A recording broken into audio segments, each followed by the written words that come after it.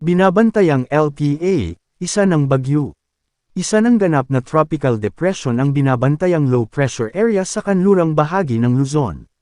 Hindi ito napangalanang, ORING, dahil nasa labas na ito ng PAR ngunit may posibilidad pa rin na pumasok itong muli sa mga susunod na oras o araw.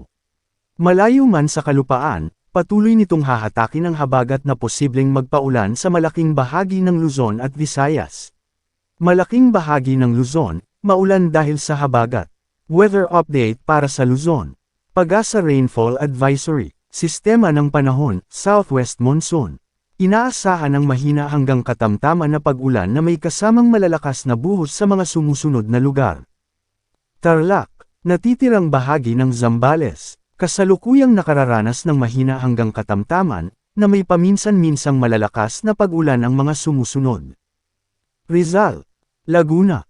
Metro Manila, Cavite, Batangas, Bataan, Nueva Ecija, Quezon, Bulacan, Pampanga, Zambales, Olongapo, Subic, San Marcelino, Castillejos, San Antonio, San Felipe, San Narciso.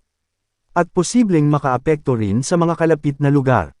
Paalala sa publiko at sa mga tanggapan ng Disaster Risk Reduction and Management, patuloy na subaybayan ang lagay ng panahon at mag-abang sa susunod na update.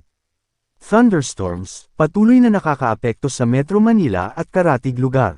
Thunderstorm Advisory, Pag-asa, inaasahan ang katamtaman hanggang malakas na pag-ulan na may kasamang pagkidlat at malalakas na hangin sa loob ng susunod na 2 oras sa mga sumusunod na lugar.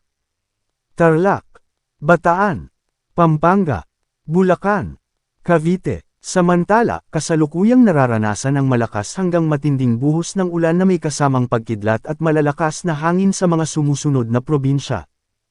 Rizal, Metro Manila, Nueva Ecija, Zambales, Quezon, Laguna, Batangas. Maaaring magtagal ang mga pagyulang ito sa loob ng 2 oras at makaapekto sa mga karatig na lugar. Mag-ingat sa posibleng pagbaha at pagguho ng lupa. Manatiling naka-antibay para sa mga susunod na update.